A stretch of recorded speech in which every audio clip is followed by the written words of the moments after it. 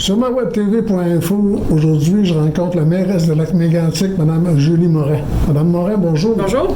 Mme Morin, cette semaine, j'ai rencontré le maire de Nantes, M. Daniel Gendron. J'ai rencontré la semaine dernière le maire de Frontenac, M. Gaby Gendron. On m'a parlé de leurs craintes. On a pu développer. Mais du côté de Frontenac, le conseil municipal, lui, a décidé de ne plus appuyer le projet.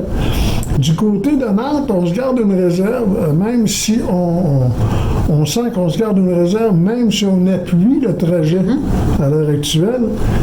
La position de la ville de Lac-Mégantic pour cette voie de contournement-là, c'est quoi? Oui. Bien, en fait, clairement, pour nous, la pertinence de la relocalisation de la voie ferrée, donc le fait que la voie de contournement doit avoir lieu, elle est ferme, c'est non négociable. Pour nous, les débats ont tout été faits là, au niveau du BAP, entre autres, au niveau de quel tracé on doit choisir, quel corridor. Ça fait tellement d'années qu'on en parle. Donc, le projet, pour nous, demeure une priorité. Ensuite, je pense qu'il y a aussi des préoccupations actuellement qu'on doit entendre, autant au niveau de la population, au niveau des municipalités de Nantes et Frontenac. Puis pour moi, ces questionnements-là sont légitimes. Toute question peut être posée, mais toute réponse doit être donnée. Et c'est ce qui manque dans le dossier en ce moment. On parle de nappe phréatique. Une grosse crainte pour la nappe phréatique parce qu'on sait que Frontenac fournit l'eau à Frontenac, à Lac-Mégantic, une section de la Val-Nord pour Nantes. Oui. Est-ce que vous avez les mêmes craintes que les autres maires là-dessus? Bien, en fait, il y a certaines préoccupations actuellement sur la longévité. C'est le 2 ans. Le fait qu'ils nous disent actuellement que au-delà de 2 ans, s'il y a certains enjeux qui sont soulevés suite à la voie de contournement, on n'aura plus de contrôle. 2 ans, c'est pas long. Alors, c'est là-dessus qu'on est en discussion actuellement. Autant la municipalité de Mégantic que Nantes et Frontenac. Il faut savoir qu'il y a eu des études qui ont été faites dans le passé au niveau du BAP.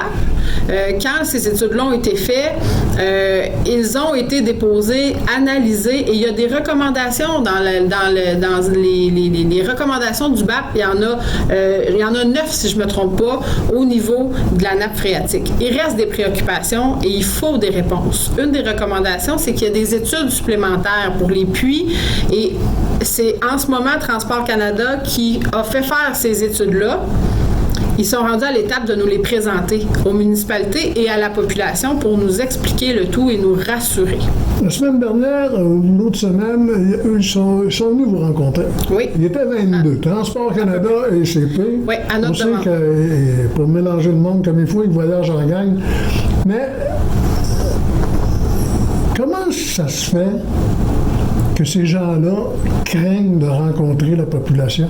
Parce qu'en réalité, là, c'est vous autres qui faites la transmission entre ces gens-là et la population, puis c'est pas votre job. Ah non. Puis c'est ça qui n'a pas de bon sens.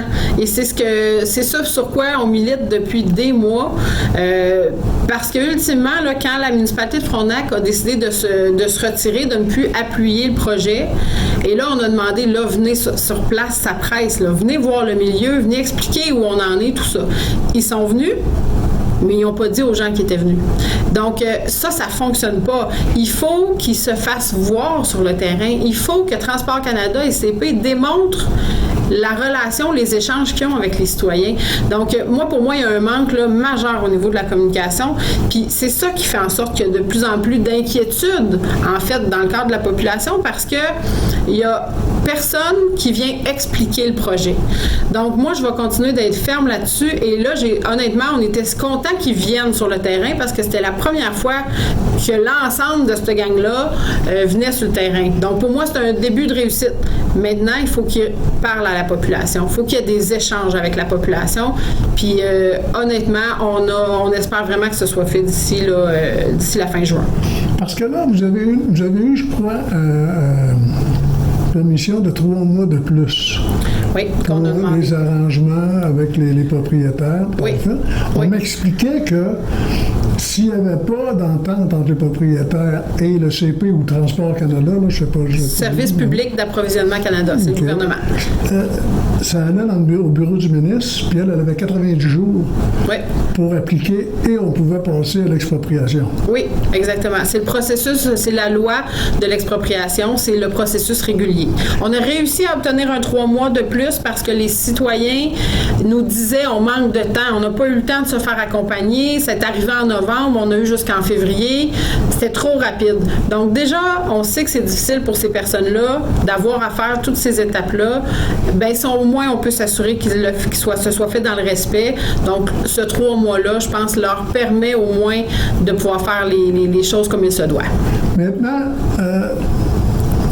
parlant de la nappe phréatique, y a-t-il d'autres questionnements? On peut-tu savoir, c'est quoi les autres questionnements que les municipalités ont vis-à-vis le CP? Bien, je le disais, au niveau des communications, ça, c'est un enjeu important. Moi, je vous dirais qu'au niveau de la sécurité, je pense que Transport Canada et CP, parce que c'est eux qui font le projet, ou, je vais dire, CIMA, qui est la firme qui accompagne Transport Canada en ce moment à faire la surveillance des travaux de CP, il faut que quelqu'un vienne expliquer à quel point la voie de contournement ferroviaire sera plus sécuritaire que la voie actuelle. Parce qu'en ce moment, les gens ne le comprennent pas. Il y a un bris de confiance très légitime par rapport à ce qu'on a vécu ici à Lac-Mégantic entre la population, Transport Canada et les compagnies ferroviaires, quelles qu'elles soient. C'est un traumatisme collectif qu'on a vécu. Donc, moi, ça, c'est une préoccupation très importante. Puis, je vous dirais que la préoccupation de Frontenac à l'effet qu'il y a une deuxième voie. Puis encore là, et le maire de Nantes vous le disait, on n'a pas de garantie, là. On nous dit que dans le cadre du projet actuel, c'est une voie. Mais en ce moment, ils sont allés chercher l'emprise nécessaire pour que peut-être éventuellement un jour, il y ait une deuxième voie. On nous dit que non. Mais en ce qu'on dit et ce qu'on fait, des fois, on sait que ça peut être deux affaires. Fait que pour nous, je vous dirais que la ville de Lac-Mégantic, là, on comprend la préoccupation de Frontenac et on veut que jamais il y ait une deuxième voie. Parce que, en fait, c'est la base première du projet, c'est qu'on ne stationne plus des trains en haut des pentes. Si on est pour faire dans 5, 10 ans, 50 ans, une deuxième voie à Frontenac, donc en pente, on perd tout l'objectif de faire une voie de contournement. Donc, on a besoin d'avoir des assurances et c'est une préoccupation qu'on partage. Si on résume, si demain matin, êtes-vous toujours motivé à avoir une voie de contournement et croyez-vous que les contribuables de Lac-Mégantic, vos résidents, vous suivent encore dans le dossier? Bien, il y a deux questions. Êtes-vous toujours motivé? Oui. Parce qu'il y a une raison pour laquelle, depuis le jour 1, on la demande collectivement. C'est pas la mairesse Julie Morin qui la demande, là. C'est la collectivité, ça fait 7 ans on l'a demandé pendant 7 ans. La raison pour laquelle on le fait, c'est une question de sécurité. Il y a encore une pente importante. Il y a encore une courbe importante. 82% des bâtiments situés sur le territoire de Lac-Mégantic sont à moins de 500 mètres de la voie actuelle. C'est la majorité des bâtiments qui se trouvent sur le long de la voie. Plus la voie sera loin des milieux urbanisés, plus la population sera en sécurité. On ne parle pas automatiquement d'un grand déraillement qu'on a connu, mais des risques au niveau ferroviaire, il y en aura toujours. Et on le sait, les trains sont de plus en plus longs et contiennent des matières dangereuses. Donc, est-ce que je suis motivée? Oui, parce que mon rôle, c'est d'assurer la sécurité de la population le plus possible. Et plus le train sera loin des milieux urbanisés, plus on sera en sécurité. Donc, je demeure sur cet axe-là. Pour ce qui est de la population de Lac-Mégantic, je sais que c'est un sujet qui est très sensible et je vous dirais que si la voie de contournement, lorsqu'elle sera faite, oui, il y aura des impacts pour certains citoyens, on le sait.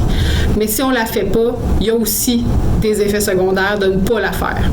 Donc, peu importe quelle est l'option? Il y a toujours un risque et il y a toujours finalement des citoyens qui sont fragilisés par rapport à ça. L'option de la voie de contournement, pour nous, je le disais tout à l'heure, c'est non négociable parce qu'on sait que selon plusieurs critères, on minimise finalement les risques.